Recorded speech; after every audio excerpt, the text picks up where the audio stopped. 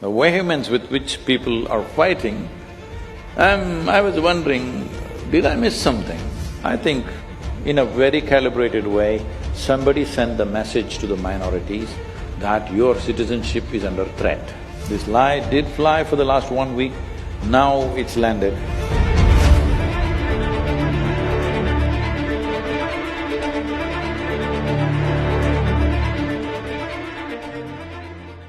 Namaskaram, Sadhguru. Sadhguru, there is a lot of turmoil in the nation regarding CAA and NRC. I am confused and many of us do not even know what to make out of it. Where did you come from? I am from Lucknow. Oh. And there is so much going on. Yeah, I know, Lucknow people are confused.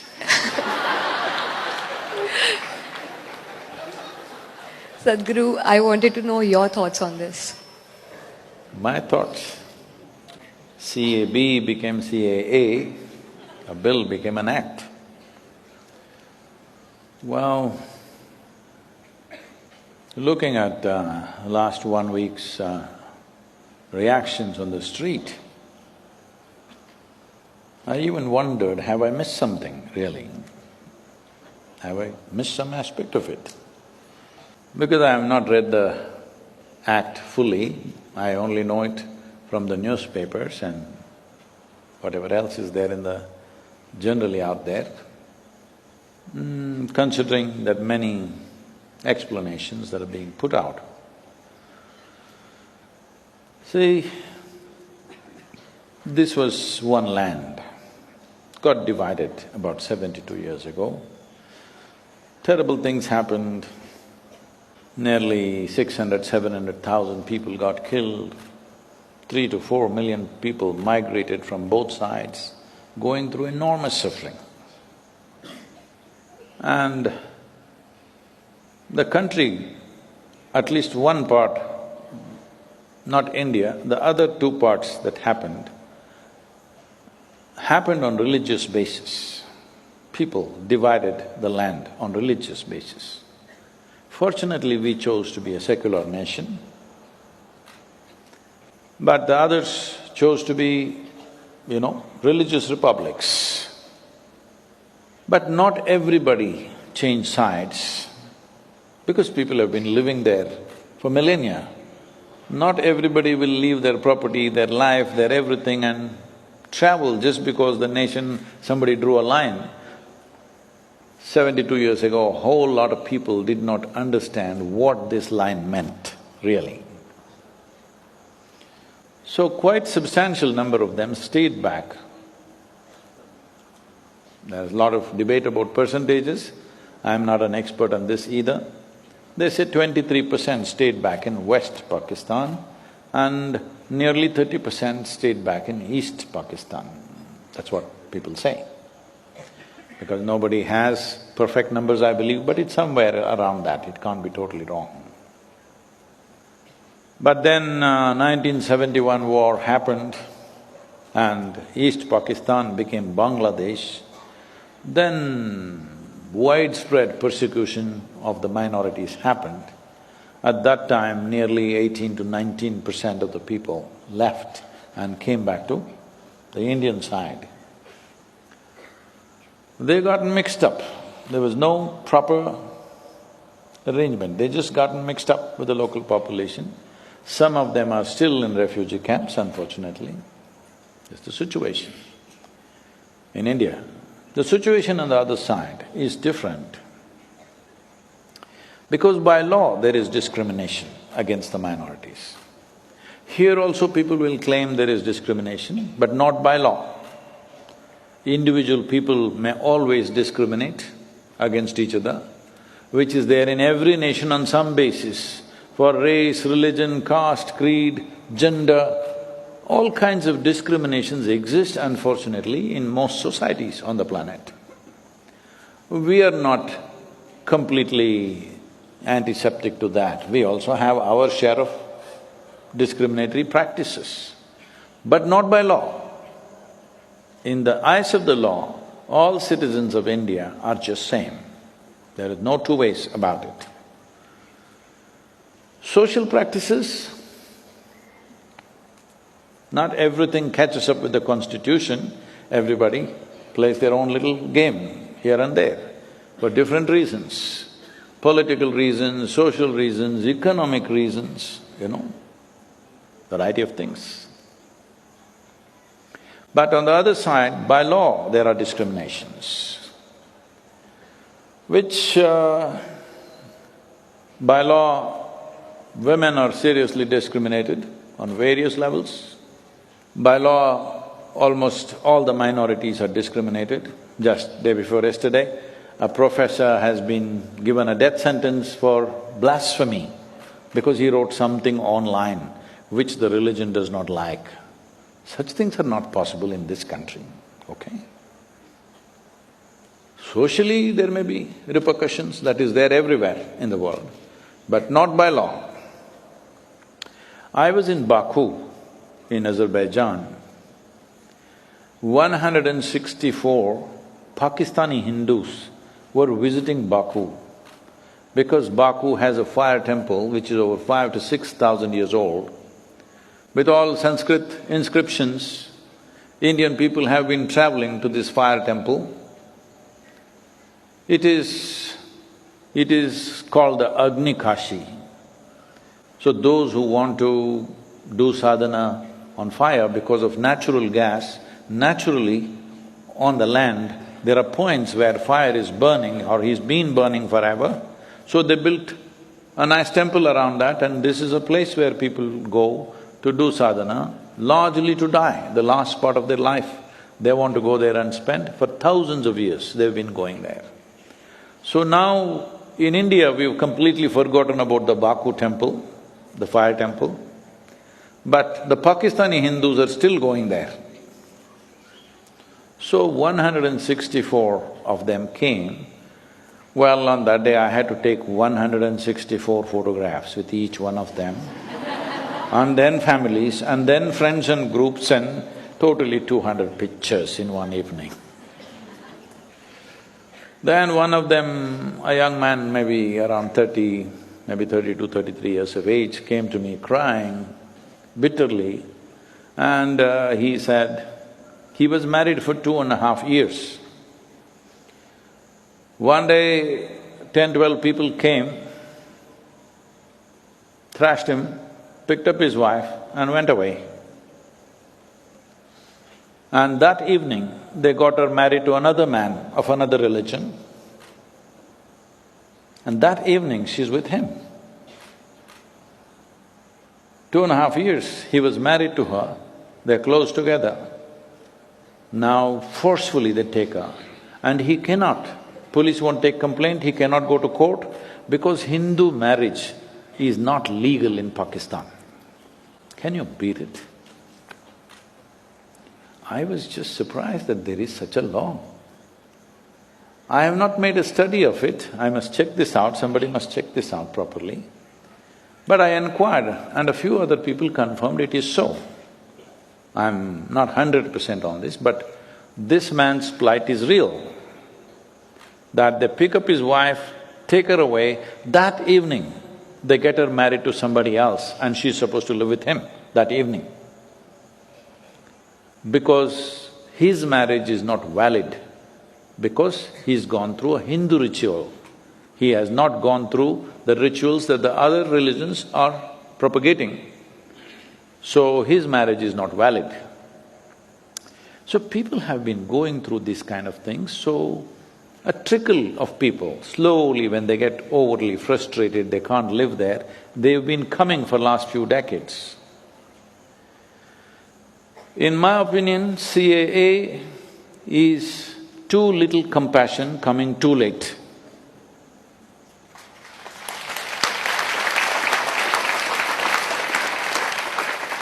Because the atrocities that they have gone through, there are statistics saying they had this many 100 temples, now there are only this many, because systematically it has all been demolished so that there is no places of prayer or worship for other religions. This is happening for all religions, not for any one specific religion, because the fundamental belief is that the nation belongs to one religion. That is not the case with India, fortunately. Here, everybody can practice whatever propagate whatever, everything is there. So CAA is not bringing any new people. See, we are populated, all right, even here. We are well populated. So we don't need millions of people coming from another country, no matter what is the situation there. We can't go on taking people. So some cut-off date was fixed as per the Assam Accord. 1972 or 71 or something was fixed, because that is the time when huge influx happened. A genocide which killed 3 million people. 3 million Hindus were killed just before Bangladesh got liberated. So at that time, a massive influx of people happened. So local people started protesting because their culture is being overrun by refugees. The refugee population is bigger than the local population in Assam, so they have always been protesting. You know the whole Assam movement in 70s. So there they made an accord that we will identify all the foreigners and send them back or do something, redistribute them, whatever. That never happened because people who made that accord, they only signed the paper, they did not act. So now the cut-off date is 2014. Those who have come before that, that means they've been living in this country for 10, 20 years without a driving license, without a passport, without a ration card, without an Aadhaar card, without any kind of identity, like animals. There's no human identity in this country. Because of this controversy, should we accept them or not accept them? Now you make up your mind and say, till 2014 whoever has come, we will accept them. But looking at the reaction in the country, it amazes me, are we this hard-hearted that somehow, for whatever reasons, but this bill is only focused on religious persecution. You may have some other trouble and you want to come here, that's not allowed. You may be looking for economic opportunities, you cannot come. If you want to come, there is a separate channel for that. Anybody can apply for Indian citizenship and go through the normal process of law. Like in any other nation, even in India, you can apply for Indian citizenship, go through the normal process irrespective of your religion, you can come into India. This is a block acceptance of citizenship. This is for those people who have been living here. 2014 means they've been here for at least over 7 years. Most of them over 15, 20 years. Well, looking at the reaction on the street, the vehemence with which people are fighting, I was wondering, did I miss something? Am I not getting something here?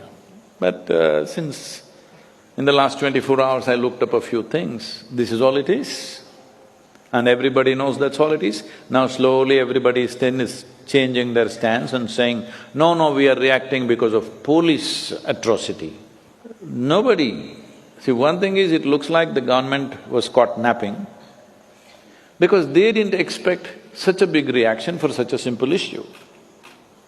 So they didn't put up enough police on the streets. So police got really thrashed badly in most places, brutally.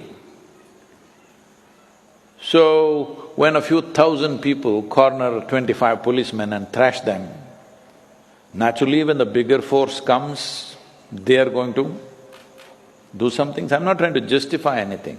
This is the reality that we have seen in the last 8 days. And now everybody is changing their stance and saying, no, it's not that, we never said it's religious discrimination, it is just police should not enter the university. But university students can behave like quarry workers, and from inside the university they're throwing stones at everybody, and police should not go and stop them. When they go, well, if she's throwing stones and she is not, both will get beaten, unfortunately, because she's sitting next to her. This is the way it works in the crowd, huh? Will they go out and point out only she was throwing, others were not throwing? It doesn't work like that. All of them who are sitting together, everybody gets beaten. But I think they didn't use their firepower. That is a lot of restraint, otherwise people would have died in big numbers. Lucknow, where you come from, there are 56 policemen who have bullet injuries. Where did the bullets come from? Lucknowi people. What are you up to? Police have bullet injuries. What does it say, unfortunately? So, this is a dangerous game people are playing. I think there is a certain desperation among certain people who misinformed illiterate masses of religious groups who went wild thinking that the local Indian Muslims will lose their citizenship. That's what they conveyed. They sent out a message saying, they are discriminating and all of you will lose your citizenship and they will throw you out. This is… well, such mischief should not have worked on the scale that it worked. It should not have. It's unfortunate. Still, in today's day and age where you can just open up your phone and read the act, what does it say? What does the CAA say? Any student can read it. But all of them are coming and behaving like illiterate people, they're studying in premier universities, and how come they can't read the damn act? It's really sad that such a thing can happen, that nobody reads the act, everybody goes by the rumors that are going on. WhatsApp is their source of knowledge, okay? I hope they're not doing any PhD on WhatsApp. It's really terrible that public property is burned and destroyed. Ordinary people's scooters and cars and shops being absolutely vandalized like this, for what?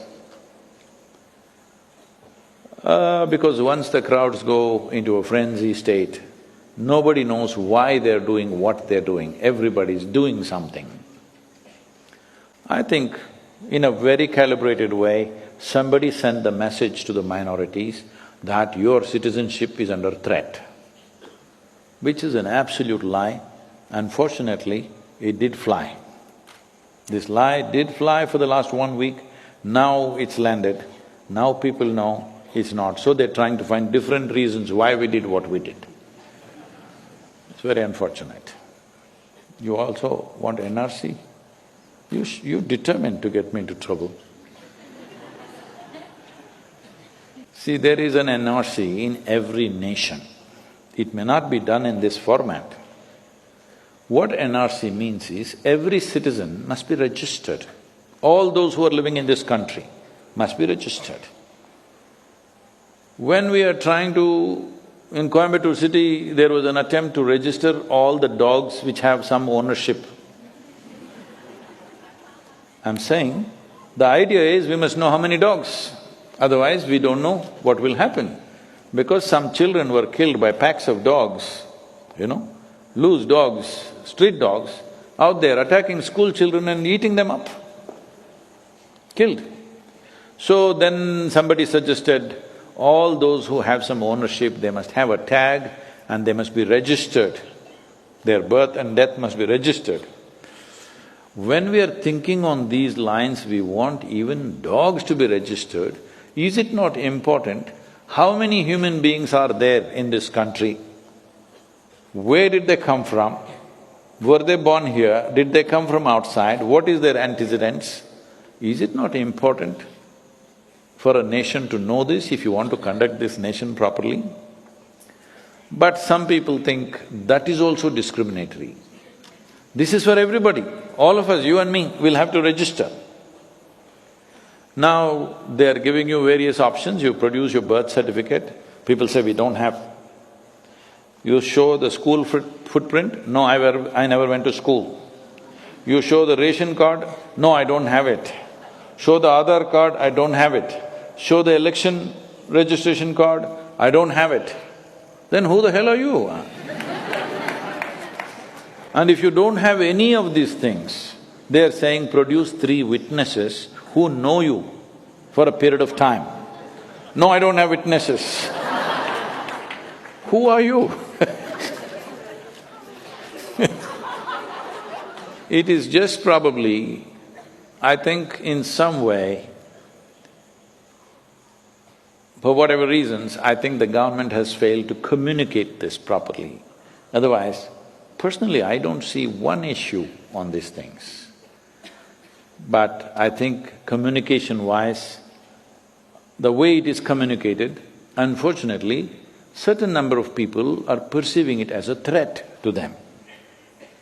That must definitely change. If anybody is issuing a threat through these two most essential, one is of some compassion, coming very late in my opinion, it should have happened much before. Another is an absolute necessity for a nation to register every citizen who lives in this country. See, there are so many foreigners here, we don't know who they are. Yes, we should know where they come from and why they have come, isn't it? In any nation, that's a fact. So, such a simple thing, I think, was lack of proper communication, and people took advantage of it and made sure it was miscommunicated, and illiterate youth in the universities went wild.